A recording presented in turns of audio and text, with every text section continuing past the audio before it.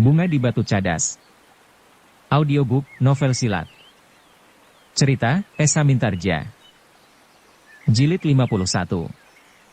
Dalam pada itu, Arum sendiri tidak sempat memperhatikan siapa saja yang ada di sekitar arena. Dendamnya kepada Kumpeni telah menutup segenap pertimbangannya. Rasa-rasanya ia ingin melumatkan Kumpeni itu dengan tangannya. Belum tentu aku akan mendapat kesempatan serupa ini setahun 2 tahun lagi, berkata Arum di dalam hatinya. Tetapi agaknya Buntal tidak dapat membiarkan hal serupa itu berlangsung lebih lama lagi. Karena itu, tanpa menunggu perintah pemimpinnya, ia meloncat turun dari kudanya dan menyerahkan kendalinya kepada kawannya. "Pegang kudaku. Kau mau apa?" Buntal tidak menjawab. Tetapi ia pun kemudian berjalan mendekati arena. Tidak seorang pun boleh mendekat, seorang kawannya yang lain menegurnya. Tetapi Buntal tidak berhenti. Beberapa langkah dari arena Buntal berkata, "Arum, kenapa kau lakukan hal ini?" Arum terkejut mendengar suara Buntal. Tetapi ia tidak dapat segera menanggapinya karena ia harus menghadapi serangan Kumpeni itu. "Arum," berkata Buntal kemudian, "tinggalkan lawanmu. Biarlah aku menyelesaikan." Tiba-tiba Arum berdesis, "Aku sudah melukainya. Sebentar lagi ia akan mati di tanganku. Jangan ikut campur." "Arum, apakah kau tidak mau mendengarkan aku? Tinggalkan aku sendiri. Bawalah prajurit-prajurit Surakarta itu. Tetapi jangan yang seorang ini." Buntal menarik nafas dalam-dalam. Ia memang melihat bahwa Kumpeni itu sudah menjadi semakin lemah. Di pundaknya tergores luka yang meskipun tidak begitu dalam, tetapi semakin banyak darah yang mengalir, maka Kumpeni itu menjadi semakin lemah. Arum, Buntal masih mencoba mencegah, daerah ini adalah daerah pertempuran. Arum masih bertempur terus. Bahkan ia menjadi semakin garang. Ia sama sekali tidak menghiraukan beberapa pasang mata yang memperhatikannya dengan berbagai macam tanggapan. "Arum," sekali lagi Buntal memanggil.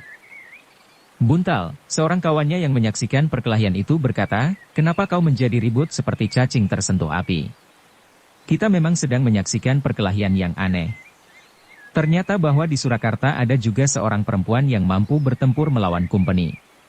Lihat, Kumpeni itu hampir mati." Buntal tidak menghiraukannya. Ia mendesak maju semakin dekat. "Hentikan Arum," Buntal masih mencegah.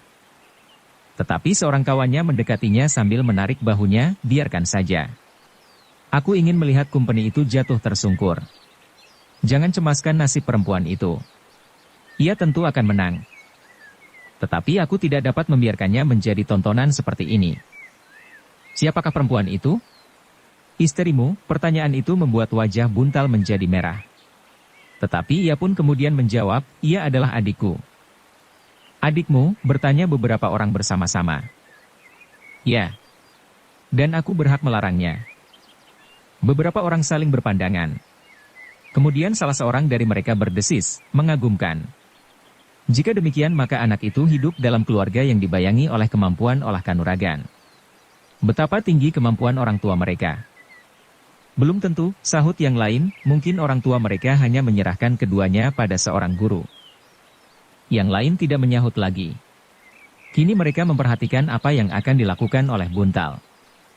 "Arum," berkata Buntal, "apakah kau benar-benar tidak mau berhenti? Nyawanya sudah ada di ujung pedangku. Jika sekali lagi aku mengibaskannya, maka nyawanya akan terlempar. Serahkan kepadaku." "Tidak," Arum hampir berteriak, "aku akan melakukannya sendiri. Mengibaskannya, maka nyawanya akan terlempar. Dan menjadi tontonan seperti sabungan ayam." Kata-kata Buntal yang terakhir membuat Arum meloncat surut. Ia sempat memperhatikan beberapa orang yang berdiri melingkarinya. Dalam pada itu, Kumpeni yang terluka itu sudah berputus asa.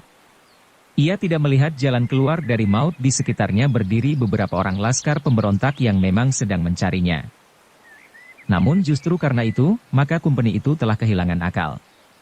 Ia tidak lagi dapat berpikir, selain jika ia harus mati, maka ia harus tetap menggenggam senjata di tangan.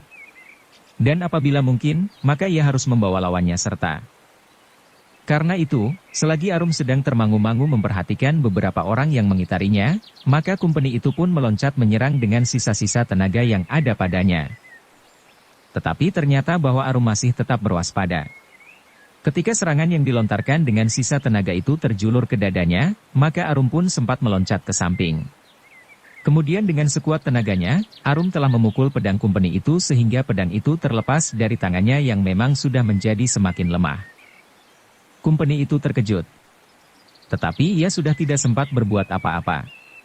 Ketika ia berusaha untuk mengambil senjatanya, maka Arum telah meloncat maju dan melekatkan pedangnya di dada lawannya. "Kau harus mati," teriak Arum. Kumpeni itu menjadi gemetar. Ia ingin dapat menggenggam senjatanya kembali meskipun ia harus mati. Tetapi ia tidak dapat berbuat apa-apa. Ujung senjata lawannya telah menyentuh kulitnya. Namun dalam pada itu, Buntal yang gelisah masih berdiri di tepi arena. Dengan lantang ia masih mencoba menahan pedang Arum. "Tunggu Arum. Ada sesuatu yang akan aku katakan." "Aku akan membunuhnya," berkata Arum. Buntal termangu-mangu. Tetapi ia merasa bahwa ia tidak dapat berbuat apa-apa. Arum tentu tidak akan menghiraukannya lagi. Apalagi karena ujung pedangnya memang sudah melekat di dada Kumpeni yang sangat dibencinya itu. Namun beberapa saat lamanya Arum masih berdiri mematung terasa sesuatu bergejolak di dadanya. Kebenciannya memang telah mendorongnya untuk menghunjamkan pedangnya di tubuh lawannya. Namun demikian ada sesuatu yang rasa-rasanya telah memberatinya. Membunuh di peperangan bukannya suatu dosa, ia mencoba menguatkan hatinya agar tangannya dapat digerakkannya, menusukkan pedangnya. Sekilas ia melihat lawannya yang tinggi besar dan berkulit putih itu berdiri tegak dengan tegangnya. Namun tiba-tiba terdengar suara yang seolah-olah menjawab kata-kata di hatinya itu, "Jangan kau bunuh orang itu." Semua orang yang mendengar suara itu berpaling. Arum pun berpaling juga sekilas. Dilihatnya seseorang yang berjanggut putih berdiri di pinggir arena di sebelah Buntal. "Jangan kau bunuh orang itu," orang berjanggut putih itu mengulangi. "Itu adalah urusanku," jawab Arum, "aku telah berperang tanding dengan Kumpeni ini. Penyelesaiannya terserah kepadaku." Orang berjanggut putih itu termangu-mangu sejenak. Yang terdengar kemudian adalah suara Buntal, "Arum, dengarlah perintahnya. Tidak ada orang yang memerintah aku. Tetapi ia adalah pemimpin laskar Pangeran Mangkubumi di daerah pertempuran ini. Aku bukan anak buahnya. Karena ia diangkat oleh Pangeran Mangkubumi, maka perintahnya sama nilainya dengan perintah Pangeran Mangkubumi sendiri di peperangan ini." Mendengar kata-kata Buntal itu Arum menjadi termangu-mangu sejenak. Kemudian hampir di luar sadarnya ia melangkah surut sehingga ujung pedangnya tidak lagi melekat di tubuh orang yang tinggi besar dan berkulit putih itu. "Dengarlah," berkata orang berjanggut putih. "Namanya Arum," potong Buntal. "Dengarlah Arum," pemimpin itu melanjutkan, "aku tidak akan mencampuri persoalanmu. Kau memang sudah melakukan perang tanding di luar lingkungan pasukanku. Jika kau berkeras untuk memenuhi keinginan perasaanmu saja, aku tidak dapat mencegahmu." Ia berhenti sejenak, lalu, "Tetapi sifat seorang kesatria di Surakarta harus kau ketahui. Apabila lawan telah menguncupkan tangannya dan tidak mampu lagi berbuat apapun juga, maka seorang yang bersifat kesatria tidak akan membunuhnya. Ambil pedangmu." Tiba-tiba Arum berteriak kepada Kumpeni yang sudah kehabisan tenaga itu. "Tidak ada gunanya," sahut pemimpin laskar Pangeran Mangkubumi itu, "Kumpeni itu sudah terlampau lemah. Ia tidak akan dapat melawan lagi." "Jadi bagaimana?" "Ia tetap melawan. Ia tidak mau menyerah. Karena itu aku berhak membunuhnya." "Ya. Tetapi seperti yang aku katakan, ia sudah tidak berdaya lagi." Pemimpin itu berhenti sejenak. Dipandanginya Arum yang berdiri termangu-mangu. "Arum," orang itu melanjutkan, "aku ingin mengusulkan kepadamu agar kau bersikap seperti seorang kesatria. Aku kagum bahwa kau benar-benar seorang perempuan yang luar biasa. Tetapi aku juga kagum bahwa kau sebenarnya adalah seorang yang bersifat kesatria. Ternyata kau tidak langsung menusuk jantung orang itu. Kau menjadi ragu-ragu ketika ujung pedangmu sudah melekat di dadanya. Sifat itulah yang harus kau kembangkan di dalam diri sebagai kesatria di Surakarta. Dan kami akan berbangga karenanya. Jadi apa yang harus aku lakukan?" "Biarkan orang itu pergi meninggalkan gelanggang." "Apakah Kumpeni itu akan dibiarkan hidup?" "Ya." Arum memandang pemimpin laskar Pangeran Mangkubumi itu dengan heran. Bahkan sebenarnya bukan saja Arum, tetapi setiap orang yang mendengar keputusan itu menjadi heran.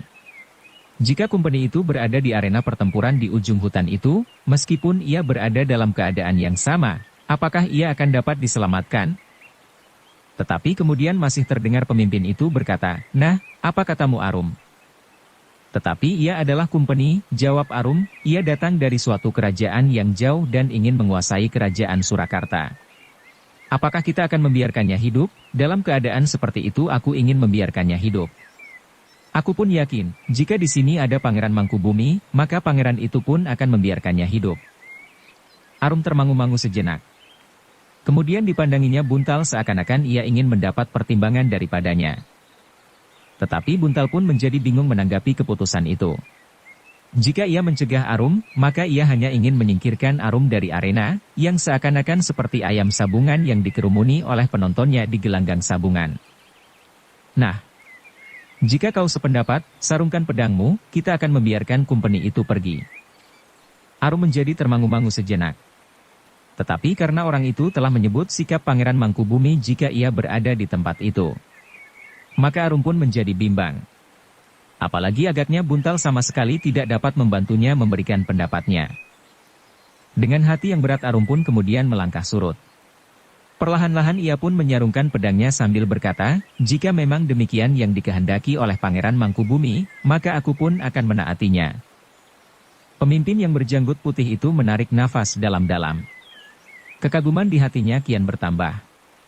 Ternyata gadis itu memiliki rasa pengabdian pula kepada Pangeran Mangkubumi meskipun gadis itu tidak mempunyai hubungan apapun pada bentuk lahiriahnya.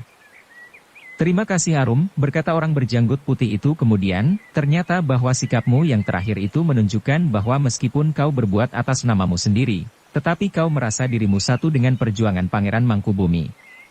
Dan sekarang kau telah melepaskan lawanmu yang tidak berdaya itu." Pemimpin itu terdiam sejenak, lalu katanya kepada company itu, "Pergilah." Company itu masih berdiri mematung. Tubuhnya terasa menjadi semakin lemah. "Pergilah," sekali lagi pemimpin Laskar Pangeran Mangkubumi itu berkata, "kau kami bebaskan. Kawan-kawanmu telah mati terbunuh di peperangan." Company itu memandang pemimpin berjanggut putih itu dengan heran. "Jangan bingung. Pergilah," company itu masih berdiri di tempatnya. "Pergilah," pemimpin berjanggut putih itu kemudian membentaknya, "selamatkan dirimu. Jika kau dapat mencapai perbatasan malam ini, maka kau akan selamat dan hidup. Tetapi bahwa kami telah menunjukkan sikap kesatria, kau sudah mengetahuinya." "Gila," tiba-tiba company itu mengumpat, "kalian akan menyesal karena kalian tidak membunuhku sekarang. Besok atau lusa, akulah yang akan membunuhmu." Tetapi pemimpin Laskar Pangeran Mangkubumi itu tertawa. Katanya, "Ternyata kau juga seorang prajurit jantan. Aku memang sudah mendengar bahwa meskipun kau datang dari kerajaan Kerdil di benuamu, tetapi kalian adalah prajurit-prajurit pilihan. Sayang bahwa di samping kejantanan kalian secara pribadi, sikap company adalah sangat licik. Mengadu domba, menghasut dan kadang-kadang menipu. Itu adalah akibat kebodohanmu sendiri." Company itu masih menjawab, "Dan bangsa yang bodoh seperti kalian memang tidak lebih baik dari domba aduan." "Aku juga kagum kepadamu," berkata orang berjanggut putih, "tidak sia-sia kau datang dari benua yang jauh, dari arah matahari terbenam. Tetapi sebaiknya kau pergi. Sampaikan salamku kepada kawan-kawanmu jika kau dapat bertahan sampai ke kota." Company itu menggeram. Namun pemimpin pasukan Pangeran Mangkubumi itu tidak menghiraukannya lagi. Katanya kepada anak buahnya, "Kita tinggalkan company ini. Buang senjatanya agar ia tidak mengganggu penduduk di sepanjang perjalanannya kembali ke kota." Meskipun anak buahnya menjadi ragu-ragu sejenak, namun akhirnya mereka pun mulai bergerak meninggalkan tempat itu. Tetapi Buntal mendekati pemimpinnya sambil berdesis, "Aku minta izin untuk mengantarkan adikku kembali ke Padepokan. Sebelum fajar aku sudah berada di antara kawan-kawan semuanya." Pemimpinnya mengerutkan keningnya. Katanya, ia adalah seorang perempuan yang mengagumkan. "Apakah ia tidak berani pulang sendiri?" "Bukan tidak berani pulang sendiri," jawab Buntal, lalu suaranya menjadi semakin perlahan, "tetapi ia akan berkeliaran dan barangkali mencari company yang kita lepaskan itu." Orang berjanggut putih itu tersenyum. Katanya, "Adikmu memang luar biasa. Baiklah. Antarkan ia pulang dan serahkan kepada orang tuamu. Kemudian kau segera menyusul kami. Kami akan melaporkan hasil tugas kami, bersama dengan kelompok-kelompok di tempat-tempat lain. Buntal menarik nafas. Ternyata pemimpinnya dapat mengerti dan memberikan izin kepadanya untuk mengurus Arum lebih dahulu sebelum ia kembali kepada kawan-kawannya. Namun pemimpinnya itu masih bertanya, apakah tidak sebaiknya kau membawa 1-2 orang kawan? Dalam keadaan seperti ini kau memerlukan kawan. Mungkin kau bertemu dengan peronda kumpeni di perjalanan, atau prajurit-prajurit Surakarta. Mungkin juga kau bertemu dengan laskar Raden Mas Said yang tidak saling mengenal dan yang mungkin dapat terjadi salah paham. Buntal merenung sejenak. Tetapi ia tidak dapat menolak. Memang hal yang serupa itu dapat terjadi. Baiklah, berkata Buntal kemudian, aku akan membawa seorang kawan. Pemimpin berjanggut putih itu pun kemudian memanggil 2 orang kawan Buntal dan berkata, bawalah keduanya bersamamu. Kemana? Bertanya salah seorang dari mereka. Ikutlah Buntal. Keduanya tidak menjawab lagi. Ketika pemimpinnya kemudian meninggalkan tempat itu, maka keduanya pun tinggal bersama Buntal. Arum masih berdiri termangu-mangu. Ia sempat melihat kumpeni yang sudah tidak bersenjata lagi itu tertatih-tatih meninggalkan arena sambil mengumpat dengan bahasa yang tidak dimengerti. Namun menilik nada dan tekanan kata-katanya, kumpeni itu merasa sangat terhina dan marah tidak habis-habisnya. Namun demikian, ia pun meninggalkan arena itu dan hilang di dalam gelap. Arum mengerutkan keningnya ketika ia melihat laskar Pangeran Mangkubumi itu kemudian meninggalkan arena. Tetapi agaknya Buntal akan tetap tinggal mengawaninya. Tetapi ternyata bersama Buntal masih ada 2 orang yang lain yang tidak segera pergi sehingga tiba-tiba saja Arum mendekat mereka sambil bertanya, kalian tidak pergi bersama kawan kalian? Arum, sahut Buntal, aku akan mengantarkan kau kembali ke Padepokan. Kenapa kau akan mengantar aku? Apa kau sangka aku tidak berani pergi sendiri? Bukan begitu, tetapi dalam keadaan serupa ini, kita tidak tahu apa yang akan terjadi di sepanjang jalan. Kau tentu masih ingat orang-orang yang membawa kalung merjan itu. Mereka pun prajurit-prajurit sandi yang berkeliaran.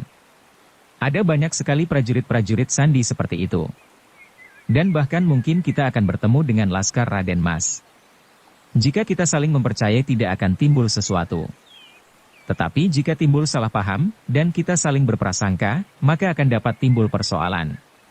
Kita masing-masing tidak akan dapat membedakan, yang manakah laskar Pangeran Mangkubumi, yang manakah laskar Raden Mas Said, dan yang manakah prajurit-prajurit Surakarta dalam tugas sandi. Arum mengerutkan keningnya. Namun katanya sambil memandang kedua kawan Buntal, kenapa mereka tinggal juga bersamamu? Seperti yang aku katakan, kita tidak dapat berjalan seorang diri dalam keadaan ini. Kau takut? Buntal menarik nafas dalam-dalam. Jawabnya kemudian, bukan takut Arum. Ada bedanya antara ketakutan dan berhati-hati. Arum memandang kedua kawan Buntal berganti-ganti. Nampak kekecewaan membersit di hatinya. Dalam tanggapan perasaan Buntal yang telah terisi oleh sikap tertentu terhadap Arum, seakan-akan Arum menjadi kecewa bahwa ada orang lain yang akan pergi bersama mereka berdua. Tetapi Buntal yang menyadari keadaan, tidak membiarkan dirinya hanyut dalam arus perasaannya saja. Karena itu, maka katanya kemudian, marilah Arum. Apakah kau hanya berjalan kaki saja? Aku membawa kuda. Aku sembunyikan kudaku di balik semak-semak itu. Marilah. Secepatnya aku harus kembali ke pasukanku. Kenapa tidak sekarang saja? Buntal yang mengetahui sifat Arum hanya dapat menarik nafas. Sedang kedua kawannya mempunyai tanggapan yang aneh terhadap adik Buntal itu. Tetapi bagi mereka sifat gadis itu memang sangat menarik. Keduanya tidak pernah menjumpai gadis yang mempunyai sifat dan sikap seperti Arum. Dan apalagi mampu bertempur melawan 3 orang sekaligus meskipun ia terdesak dan bahkan membahayakan jiwanya seandainya tidak ada orang lain yang melihatnya. Dalam pada itu, maka Buntal pun berkata pula, marilah Arum. Di mana kudamu? Jangan mempersulit keadaanku. Buntal tidak menyahut. Sambil menuntun kudanya yang telah diserahkan kepadanya ia berjalan mendekat sambil berkata, nah, kami akan mengambil kudamu lebih dahulu. Kemudian aku akan mengantarkan kau sampai ke Padepokan. Arum tidak menyahut. Ia pun kemudian melangkah meninggalkan tempatnya.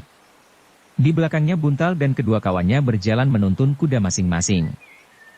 Kedua kawan Buntal yang sempat melihat pakaian Arum di dalam keremangan malam, melihat kelengkapan yang dibawa oleh gadis itu. Selain pedang, ternyata diikat pinggangnya terselip pisau-pisau belati. Dengan demikian, kedua kawan Buntal itu dapat menduga bahwa gadis itu benar-benar seorang gadis yang siap bertempur menghadapi segala kemungkinan. Tetapi sayang, bahwa ia melakukannya sendiri, tanpa ikatan dengan pasukan yang telah ada sehingga memang mungkin sekali dapat timbul salah paham. Tetapi keduanya tidak berkata apapun juga. Dalam waktu yang singkat keduanya dapat menangkap serba sedikit sikap dan sifat gadis itu. Demikianlah maka mereka pun kemudian menyusup ke balik gerumbul untuk mengambil kuda Arum yang ditinggalkannya ketika ia merayap mendekati hutan. Tetapi Arum terkejut bukan buatan ketika ia tidak melihat lagi kudanya di tempat ia menambatkannya. "Di sini aku menambatkan kudaku," Arum hampir berteriak. "Apakah kuda itu lari dan terlepas?" "Tentu tidak," jawab Arum, "jika kuda itu melepaskan diri dengan paksa, maka tentu akan nampak bekas-bekasnya. Ranting-ranting itu akan berpatahan, atau daun-daunan akan rontok oleh sentuhan kendali yang aku tambatkan dengan cukup kuat. Jadi menurut dugaanmu, kudamu diambil orang?"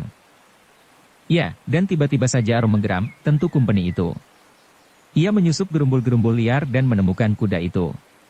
"Gila. Kenapa aku tidak membunuhnya?" Ia tidak berjalan ke arah ini. Ia menuju ke arah kota. Tentu kumpeni itu tidak akan sampai ke tempat ini. Siapa tahu ia mencari jalan melingkar karena ia masih tetap curiga. Atau barangkali ia memang tersesat, dan tanpa sengaja menemukan kudaku. Buntal mengerutkan keningnya, lalu katanya, "Pakailah kudaku." "Tidak mau." "Kenapa?" "Aku tidak mau berkuda berdua." "Bukan begitu. Maksudku, kau pakai kudaku. Aku akan berdua dengan salah seorang kawanku." Arum mengerutkan keningnya. Sejenak ia merenung. Kemudian ia pun mengangguk kecil. Katanya, "Baiklah." Kedua kawan Buntal tidak dapat menahan senyumnya. Gadis ini agak manja juga. Tetapi ternyata ia tidak sekedar bermanja-manja. Justru gadis itu memiliki kemampuan yang melampaui kebanyakan gadis-gadis sebayanya. Bahkan tidak banyak anak muda yang mampu berbuat seperti gadis itu. Namun dalam pada itu, selagi Buntal akan menyerahkan kudanya kepada Arum, terdengar gemerisik dedaunan di belakang mereka, sehingga dengan gerak naluriah, maka mereka yang ada di tempat itu pun segera mempersiapkan diri.